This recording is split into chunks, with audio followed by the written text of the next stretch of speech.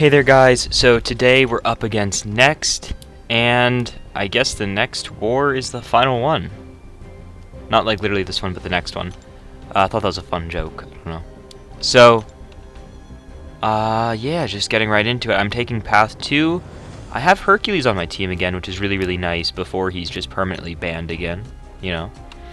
The last time it didn't go too well with him, so this time I'm hoping it goes a bit better. For this path 2, I've got this Archangel, I've got this Wiccan, and I'm going to use Archangel for him here. Really so there's like 2 concerns I had for like every fight. There's a concern for the fight, and then there's the concern that I'm literally out of invulnerability boosts, because I've died a lot this season, so they've just kind of been going. Right there when I missed that parry, I was worried that like I was going to accidentally dex and trigger MD, but right there I get that triple bleed, which is really big, so now I can just start getting those neurotoxins up, and I get another really lucky heavy there, getting 3. I have 4 neurotoxins. Right as I see that, his health is already going down so fast because he's a very low health pool champion, so I'm just going to throw that SP1 again just to kind of time him out there, let the neurotoxins finish him off like you're supposed to do. And here's the first fight for this Hercules, is a Terrax. So there's a couple notes for the fight. One I did not get, which I just kind of forgot to check, is the first debuff that the node is going to apply is Shock. So that actually gives you 1 free heavy attack or special before it happens. And right here, I hate this. You're going to see it. It's right here, I think. And you go back for that light backdraft intercept, and they still connect with you somehow. It's one of the most infuriating things in this game over the past little while. I still hate it so much. It's so dumb. Especially when you're using Hercules for a Terrax, and my man is supposed to play aggressive, and look at that. Where's his dash? Where's his dashes? So right here, I'm like, I just want to honestly drop the hit counter. So I'm just going to throw my SP2, and I see the stun. I'm like, oh, immune. Let's just go in. I already got almost a bar of power back because I threw on that power back boost because I used him for 2 fights. And I haven't had really a need to use any this season, so I figured might as well. I get 6 cruelty up here, so these crits are going pretty hard for having no suicides. And right here, because of that power focus 1 on this node, I decide I was thinking about just permanently hitting in, but I also didn't want to over-trigger the Furies. So right here, I'm just going to go in, and I'm going to go for another special 2 here, I believe is what oh no, I didn't end up having to do that. I literally just did this fight. Why did I already forget? So that fight went pretty smooth. It was really just that 1 intercept, which I still hate that so much. He has Rockfield, he has the Infuriate, and he just doesn't dash into you. It's so silly. So I'm sorry to expose this person, but let's just get right into this fight. So this is of course a fight I've now gone 1-1 on. 1 kill, 1 solo, 1 death. He placed with suicides and like 1 in limber, 2 in limber. Limber doesn't really matter for this fight because, again, this first phase, as you can see, not too hard. The adjustments I've decided to start making are, if I have that 3 neurotoxins, it's okay if I bait a single SP1, because as you see, their neurotoxins out-timed it, and it just shut it off. And the other big adjustment is I want to push to these SP2s. And so right here, you're going to see me go for a heavy. I could have honestly done a normal combo, but I thought I'll keep my rhythm of heavies going here. And I really need him to throw this SP2, and he does, but now I'm rooted. And I was a little bit scared because that's where the fight got bad the last time. But I have that SP2 in the bank. I only take the 1 blocked hit. Fortunately, he throws a pretty quick heavy, and I'm able to wait it out the entire time without getting rooted. I'm going for that same thing again, but now I'm going to start just throwing long combos to try to push him above 2 bars of power. Because Nick Fury is usually pretty willing on that, or he'll be willing to throw that heavy, because this is power focus 2, so I can really push that tempo once he's above 2 bars of power, but it's really once he's below 2 bars of power that I start to get worried in that fight there. This Domino is not mine. I just have to wait a little second, and I'm going to heal up my Hercules. Me and a teammate ended up getting baited really hard, so I turned off MCOC, I was checking line, and it's like, oh, the guy's here. And so then, I go back in a couple minutes later when he says we thought he was about to move. And I was recording, just, chatting with this one guy in the in-game chat for, 10 minutes.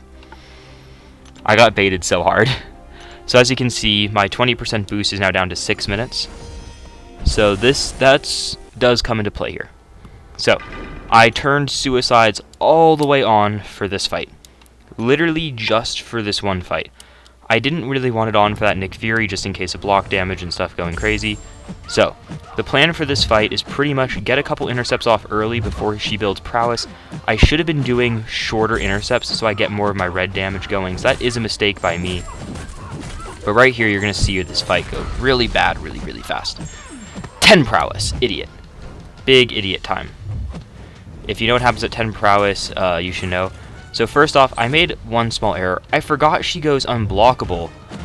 That it stays unblockable after the SP2, and then right there, as I'm dashing back, I get clipped. So, already kind of annoyed at that, and I kind of know if I want any intercept to do damage, I have to take the incinerates. Ready for this? As the incinerates are about to push me down, I get the special intercept off, which gives me an extra charge, and luckily, it counts as the intercept because of how I timed it. So I left this mastery swap back in. This is a big mastery swap. So I wanted to explain that fight a little bit more. That fight, a teammate sent it to me. He used a rank 4, mine is a rank 3. So that's a little bit of the difference. But a big difference there is he was much better about going for those 1 or 2 hit backdrafts, where I was going for like that 3-4 hit backdraft. So that really messed me up because it gave me a lot of less red damage for that direct burst, which really, really helps for a fight like that. And so now for this next fight, as you saw, I'm putting all the way on MD, and I'm also going to put on all of Glass Cannon, because I really want all the damage I can get. And I'm going to use an energy refill here, and I also have to put on, not have to, I decide, because remember that last time I fought the Hulkling and I died, I said I wanted the power back boosts. So I made sure I put the power back boost back on, I put that advanced power boost on, and I'm getting ready to go in now. So my plan for this is to use my SP3s and to hopefully get an SP2 off with a Fury or 2 and the protection down. That is my goal. There's no conflictor, so it's a lot less power gain. There's none of that prowess, there's none of that block penetration extra stuff. I get a nice early intercept, but he throws that SP1 right away, which really isn't what you want, because look at those charges just zooming all the way up. Now he has all that indestructible. What you really want to do is you really want to spam hits in. So right here, actually, I don't do it yet. I think it's on this next phase. Somewhere around now, I decide I wanted to take a blocked hit to trigger the unblockable, but not for some reason, when it took that blocked, it didn't let me dex out of the next hit, which I tried to do. So I took the block, got hit by the unblockable, so I took a bit of chip damage, 15%, not too bad. But now I also don't have the protection down, so it only does 14k. And I was really risky hitting in there, because if you nullify his indestructible or his unblockable, you actually end up triggering a longer version that's passive and you can't nullify it. It's really, really bad. Fortunately, I actually got really lucky and I didn't nullify his unblockable, so that's good. And here, I got off a nice SP3. Do I have the Fury up for that one? Protection was still up, but because it's a double Fury with class advantage and all those boosts, it does a lot. So again, but I can't power control him, and right there I go for that backdraft to try to get that SP2 off I was talking about. But as you just saw, again, that same thing happened with Terrax. I do a light, and he does a light. Now look, he has a double pierce buff, so I am scared out of my mind right now. And right here, pretty much if I make any mistake, he could go to SP3 and just about kill me. And I'm worried that it would actually just one-shot me, because I really don't know how much it will do on this node. Luckily, I'm able to hit his block, which Hulkling, if you don't know, gains less combat power rate, kind of like a Mystic Champion with the passive power gain, because per buff gained, he gains a little burst of power, but that's also helping him along in some of this here. So right here, I'm making sure his regen stays nice and high, because that's also, I think, how I'm preventing the indestructible some of the times. But here's that big SP3 I've been looking for. Double Earth, it has the Fury, and it has the protection down, and look at that damage. Got a full 40k off on that, but right here is where it gets bad. As you see, I actually stopped my combo there because I triggered that indestructible, and as I said, I really want to make sure that I don't nullify it. So my own Fury falls off, and he actually hits me with an Intimidate, or with his Heavy, because I wasn't ready for it, I guess. And right here again, if I take any blocked hit, he's going to go not indestructible, he's going to go unblockable. And if I also give him an extra regen charge, he should go indestructible. So as you can see, this fight's getting pretty tense here, because also of all the regen, I can't really use a stagger because this node has mighty charge. So right here is really, really bad. I throw that SP2 into indestructible. I'm smashing my SP2 button. I thought I won the trade there. If I get that SP2 off, he is dead. But for some reason, the game gives him the input agency, I'm telling you I'm smashing it. Fortunately, I live, it does 20k. I live on about 20% health. He has 2. I was not taking a chance of doing anything. I throw SP3, and that's going to seal out that fight. And that's what happened there. So, how do I...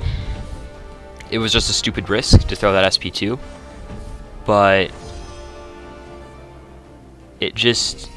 I should have also had the chance to throw my... There was a lot that went on there in that end. I'm sorry, I was talking so chaotically because that fight was just so breakneck paced.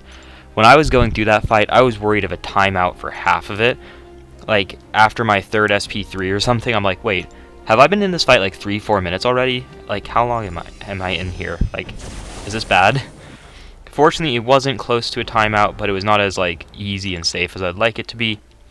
This Sassy fight, I've done it a lot now this season. I'm getting very, very confident, and this guy placed low limber, no MD, and suicides, so I am not afraid of this Sasquatch at all. I'm going for those reparries there again early on just to try to get that lucky poison if I can. Giving myself a nice 50% chance is always worth it in my opinion. And right there, I'm just using the reparry just to stack poisons because this is my last fight for Archangel. So I'm just trying to stack as many as I can for a situation like that where he's stunned a long time for the neuros. Because right here, what if I had poisons up from a reparry, but it just kind of went down. I get a lucky neurotoxin convert from SP2 there, and Wrath happens, and 2 seconds in, done. So right now, as you can see, the score is 4-1. It's a pretty good war so far. We have a nice advantage going on. Always like to see that early on. Nothing too crazy to say. Hopefully it ends as a good war. It's still very, very early onto the war, and I know that. But I always like having that lead. It's a little bit less stressful when you have that little bit of a lead, especially once your BG is done, which my BG is pretty close. We're almost there. So I hope your guys' war is going well, and I hope your guys' season ends on a really high note. I'll be seeing you guys soon. Bye!